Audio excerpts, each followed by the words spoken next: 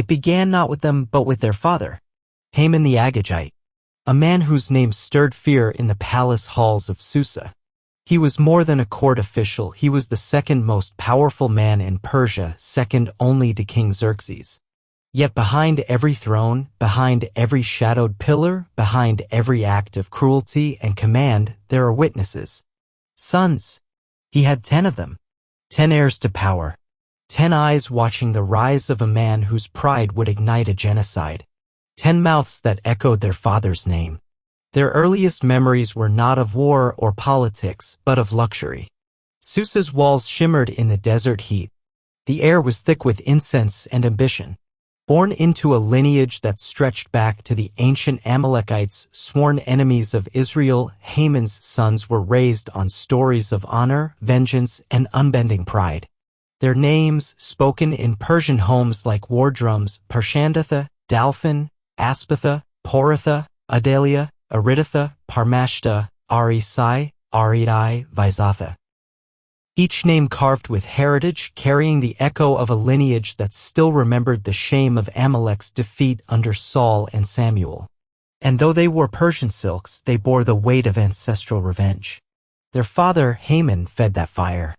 They saw him rise from mere noble to royal advisor, from servant to sovereign over fate. As he passed the courtyards, courtiers bowed low. But there was one man, Mordecai, who would not. A Jew. A gatekeeper. A nobody, it seemed. Their father came home fuming. Not because of war. Not because of politics. Because one man did not bow. They watched the transformation of their father. The bitterness that turned his wine sour. The pacing in the marble halls. The whispered plans that slipped through bedroom doors. Then came the decree. By Haman's design, with the king's signet ring, letters went out to every province of the Persian Empire to destroy, kill, and annihilate all the Jews, young and old, in one day. It was not justice. It was wrath. The sons understood. Their father's hatred had turned national. His personal vendetta had become policy. And none of them dared to question it. Not Parmashta with his calculating mind. Not Ariditha, the favorite. Not even Poratha, who had once studied under a Jewish tutor. What had once been a family of privilege had now become a family of executioners in waiting. And they were proud of it. Until Esther. The palace whispered of the queen's beauty, but none of Haman's sons cared. She was just another ornament in the king's harem, or so they thought.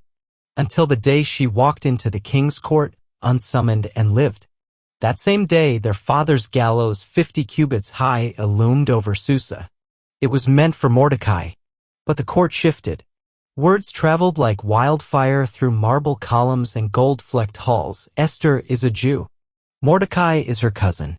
And Haman, once the favored, was now the accused. Then came the fall. Their father was hanged on the very gallows he had built.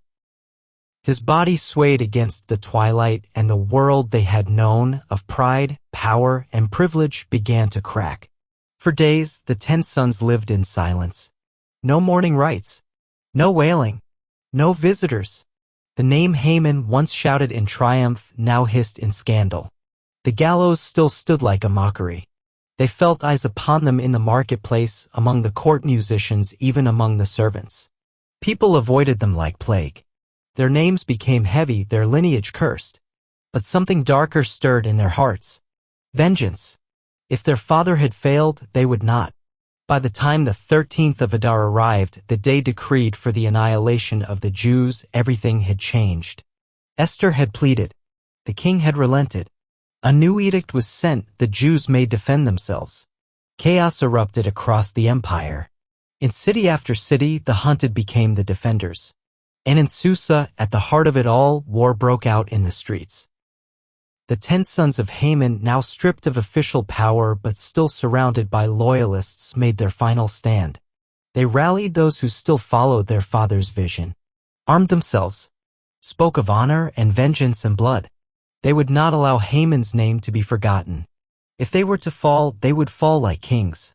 But the people of God were ready. Mordecai, now robed in royal purple, commanded authority.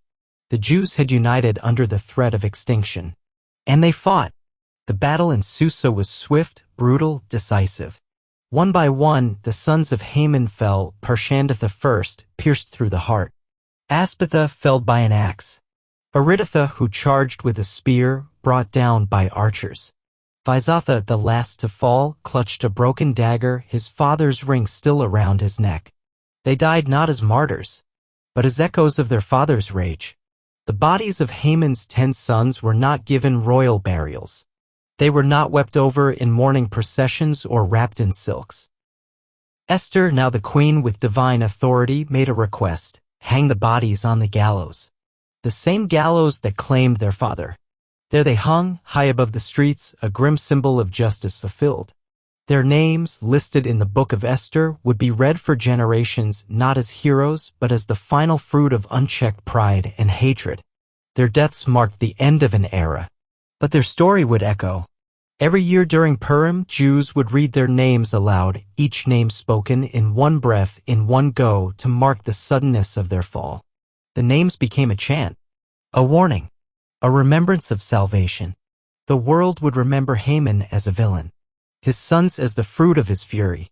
But there is a quiet tragedy in their tale. 10 lives shaped by one man's pride. 10 hearts hardened by hatred. 10 deaths that could have been avoided if only they had chosen a different path. They had power. They had influence. But they followed a legacy of vengeance, and it led them all to the gallows.